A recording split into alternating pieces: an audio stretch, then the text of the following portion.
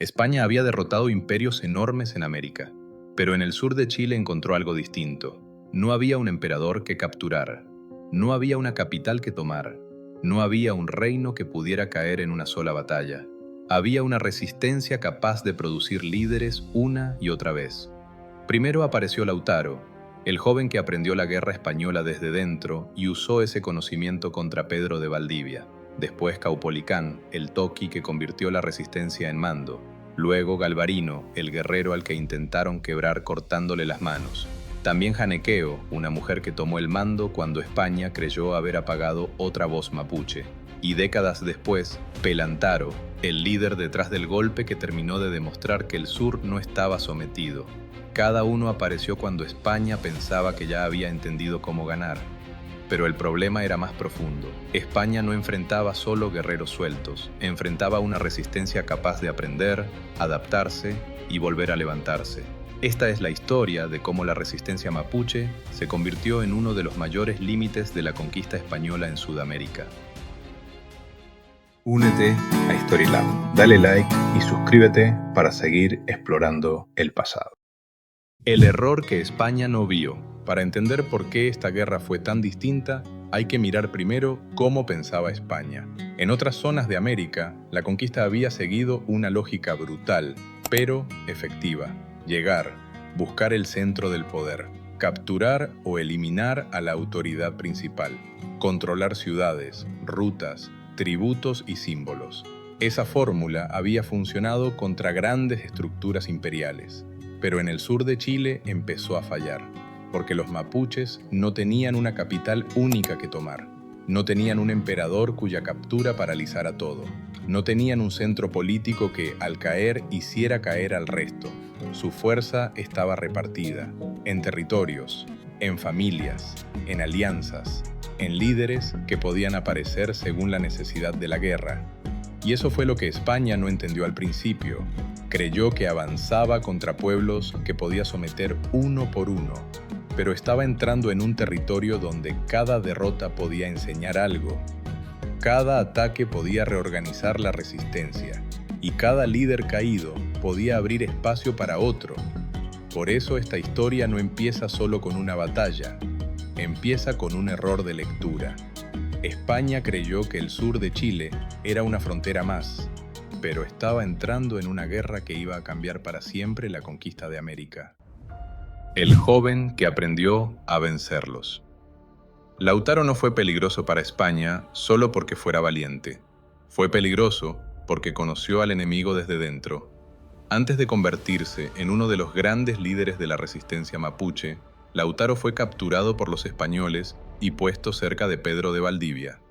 Creyeron que lo habían reducido a un sirviente, pero sin darse cuenta, lo dejaron mirar el corazón de la conquista. Lautaro vio los caballos de cerca, vio cómo se preparaba la caballería, vio cómo los españoles organizaban sus columnas, vio cómo usaban la velocidad, el miedo y la sorpresa para romper a sus enemigos. Y, sobre todo, entendió algo que podía cambiarlo todo. Los españoles no eran invencibles. El caballo podía cansarse, el jinete podía caer, la armadura podía volverse una carga, la disciplina podía romperse, y el miedo que España usaba como arma también podía volverse contra ella. Durante años, Lautaro observó, no desde una escuela militar, no desde un trono, sino desde el lugar más bajo del sistema colonial. Y ahí está lo más irónico. España estaba formando, sin saberlo, al hombre que iba a usar sus propios métodos contra ella. Cuando Lautaro escapó y volvió con los suyos, no regresó solo con rabia, regresó con información.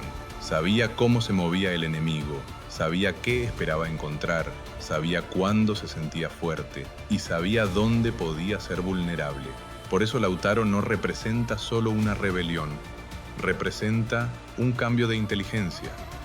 Desde ese momento, la guerra mapuche dejó de ser solo resistencia frente a la invasión, empezó a ser aprendizaje, adaptación, contraataque. Pero Lautaro entendió que no bastaba con enfrentar a España con coraje. Había que obligarla a pelear donde sus ventajas dejaran de funcionar. Bosques, pantanos, cuestas, emboscadas, ataques sucesivos, cansancio. La guerra ya no iba a ocurrir como España quería, iba a ocurrir como Lautaro la diseñara. Y ese fue el verdadero peligro, porque cuando un pueblo aprende del enemigo sin dejar de ser él mismo, la conquista deja de avanzar en línea recta, empieza a atascarse, y en el sur de Chile, ese atasco iba a tener un nombre: Tucapel. El día que cayó Valdivia. Tucapel no fue solo una batalla, fue el momento en que España entendió que algo había cambiado.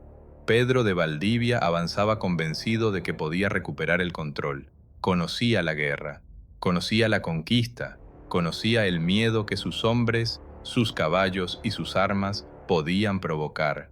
Pero esta vez, el enemigo también lo conocía a él. Lautaro no salió a enfrentar a los españoles como ellos esperaban. No apostó todo a un choque frontal. Usó el terreno, usó el cansancio, usó el tiempo. Los ataques mapuches no buscaron destruir a los españoles de una sola vez. Buscaron agotarlos, golpear, retirarse, volver, cerrar el espacio, romper el ritmo.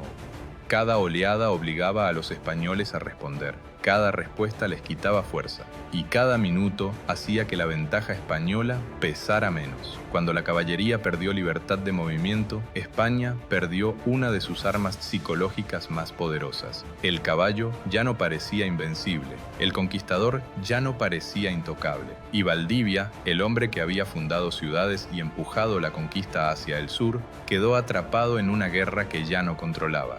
En Tucapel, los mapuches no vencieron solo por número. Vencieron porque obligaron a España a pelear fuera de su guión. Y entonces ocurrió el golpe que cambió la historia. Pedro de Valdivia cayó. Su muerte no fue solo la muerte de un gobernador, fue una señal. Si el jefe de la conquista podía morir, entonces la conquista misma podía ser detenida. Desde ese momento, la Guerra de Arauco dejó de ser una campaña española contra pueblos rebeldes. Se convirtió en una frontera abierta, sangrienta y difícil de cerrar. Tucapel demostró que Lautaro no era solo un joven que había aprendido del enemigo. Era el inicio de algo más peligroso, una forma de guerra capaz de mirar a España de frente, entender sus fortalezas y convertirlas en debilidades. El castigo que encendió la guerra. Pero la muerte de Valdivia no cerró la guerra, la abrió. España podía pensar que Lautaro era el problema, que si eliminaba a ese joven estratega, la resistencia perdería dirección. Pero el sur de Chile no funcionaba así. Cuando un líder caía, otro podía ocupar su lugar. Y ahí aparece Caupolicán, no como un personaje secundario, sino como uno de los grandes toquis de la guerra. Según las crónicas, Caupolicán era un líder respetado, ligado a la zona de Pilmaiquén, cerca de Cañete, y su figura quedó asociada a la capacidad de sostener la resistencia después de los primeros grandes golpes contra España. Su importancia no estaba solo en pelear, estaba en reunir, organizar, mantener viva una guerra que España necesitaba apagar rápido, porque para los españoles, cada año de resistencia era un fracaso, cada fuerte amenazado era una señal de debilidad. Cada expedición que debía volver al sur demostraba que la conquista no estaba cerrada. Y bajo ese escenario aparece Galvarino, uno de los episodios más duros de toda esta historia. En 1557, después de la batalla de Lagunillas, los españoles capturaron a numerosos guerreros mapuches. Entre esos prisioneros estaba Galvarino. Los españoles no querían solo castigarlos, querían enviar un mensaje. Querían que los sobrevivientes volvieran a sus comunidades convertidos en advertencia, así que ordenaron mutilarlos. A Galvarino, según la tradición más conocida, le cortaron las manos, no para matarlo, para dejarlo vivo. Ese era el punto, que caminara de regreso, que todos lo vieran, que su cuerpo dijera lo que España quería decir. Esto le pasa a quien se levanta contra nosotros. Pero el castigo salió mal, porque Galvarino no desapareció, volvió. Y cuando regresó ante los suyos, ya no era solo un guerrero derrotado, era la prueba viva de lo que España estaba dispuesta a hacer. La mutilación no apagó la resistencia, la hizo más visible. Según las crónicas, Galvarino se presentó ante los líderes mapuches y pidió seguir combatiendo. no volvió como alguien quebrado, volvió como una acusación viviente, porque el terror funciona solo si paraliza, pero si produce rabia, unidad y deseo de venganza, deja de ser control, se convierte en combustible. La tradición cuenta que Galvarino volvió a pelear, incluso con sus brazos mutilados, alentando a otros guerreros contra los españoles.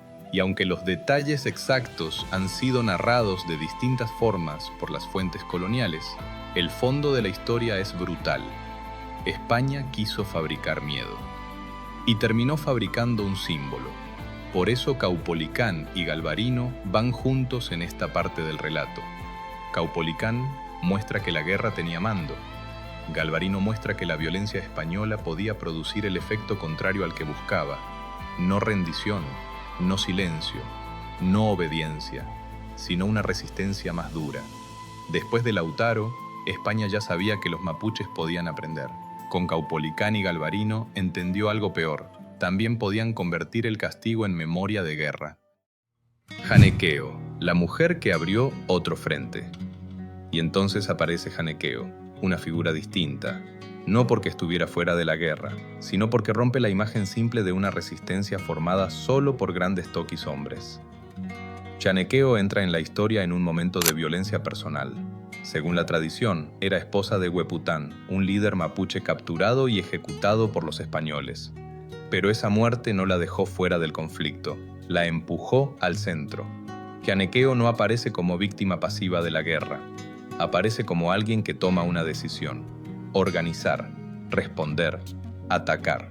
Las fuentes coloniales la presentan como una mujer que reunió guerreros, participó en acciones militares y se convirtió en una amenaza real para las posiciones españolas. Su historia tiene fuerza precisamente por eso, porque no entra al relato como un adorno, entra como consecuencia.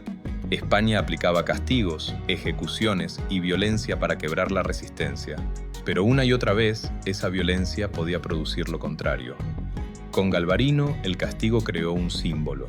Con Janequeo, la ejecución de su esposo abrió otro frente, uno más incómodo para la memoria tradicional, porque demuestra que la guerra mapuche no puede contarse solo como una secuencia de jefes masculinos.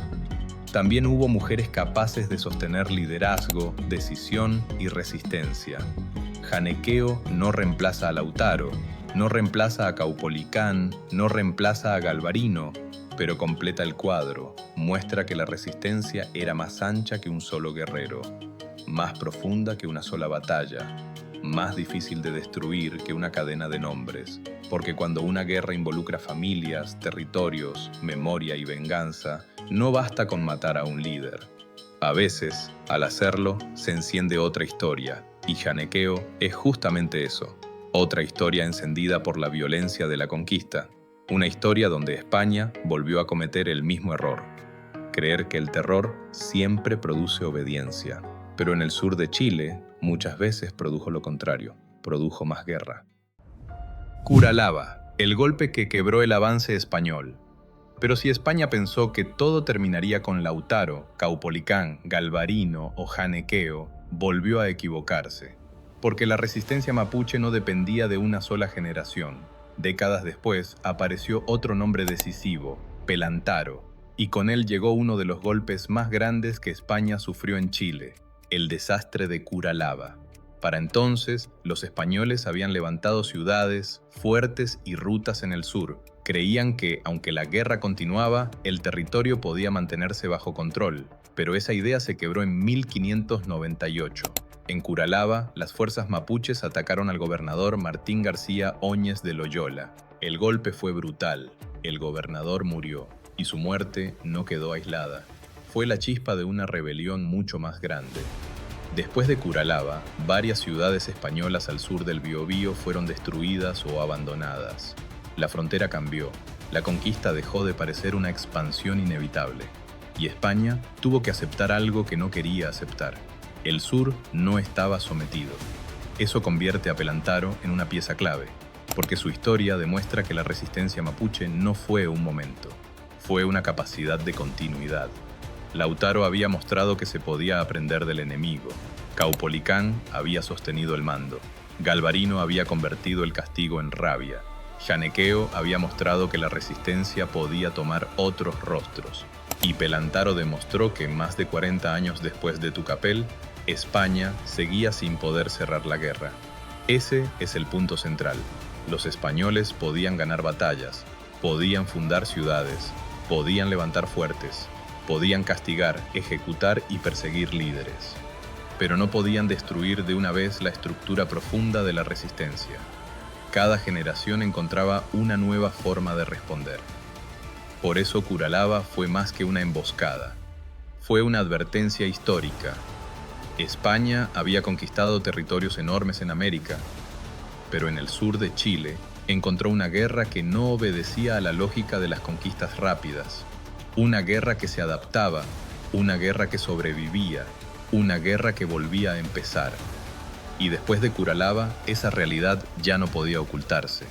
La conquista española en Chile había encontrado su límite más duro. El límite que España no pudo cruzar. Al final, ese fue el verdadero problema para España. No enfrentaba una capital que tomar. No enfrentaba un emperador que capturar. No enfrentaba una sola cabeza que cortar. Enfrentaba una resistencia capaz de cambiar de forma.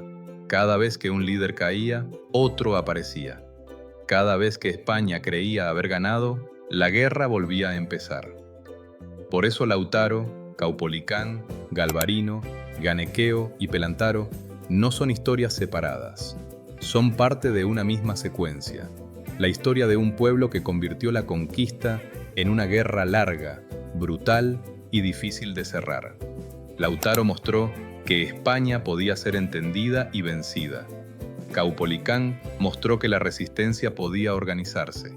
Galvarino mostró que el castigo podía transformarse en símbolo. Janequeo mostró que la guerra podía abrir nuevos rostros.